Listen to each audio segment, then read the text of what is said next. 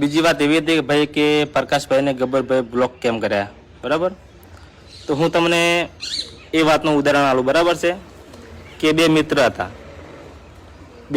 પ્રકાશભાઈ અને ગબ્બરભાઈ, બે મિત્રો હતા, રેડી? અને એના અંદર ત્રીજો વ્યક્તિ આવે છે, એ વ્યક્તિ ગબ્બરભાઈનો સખત વિરોધી હોય, બરાબર છે? ગબ્બરભાઈને માનસિક રીતે ખૂબ હેરાન કરે છે. ગબ્બરભાઈના પરિવાર વિશે, ગબ્બરભાઈની માતા વિશે બહુ ખરાબ નેગેટિવ બોલે, બરાબર છે? એટલે એ ભાઈનો વિડીયો આપણે પ્રકાશભાઈ અમને આઈડીએમ ચડાવે, રેડી? તો કોઈ તમારો મિત્ર હોય, તમારો ખાસ મિત્ર હોય, એ મિત્ર તમારા વિરોધીનો વિડીયો એ ભાઈની આઈડીએમ ચડાવે, તો તમે એ ભાઈને શું કરો? તો અનફોલો કરો, તો તમે એને બ્લોક કરો, બરાબર છે?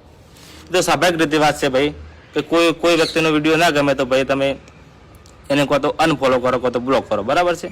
એ તો કોઈ વાત નહીં, રેડી? અને ભાઈ પ્રકાશભાઈના દરેક વિડીયો આપણે હારા હોય છે, સમાજના હારા મેસેજ હોય, બરાબર છે? એટલે કોઈ પ્રકાશભાઈને કોઈ એવી રીતે બ્લોક નહીં કર્યા તો ભાઈ તો પ્રકાશભાઈ ગબ્બરભાઈના મિત્ર હતા, બરાબર છે? અને કોઈ તમારો મિત્ર કોઈ તમારા દુશ્મનનો વિડીયો એમની આઈડી ચડાવે તો પછી શું કરે? કહો તો અનફોલો કરે, કહો તો બ્લોક કરે, બરાબર છે?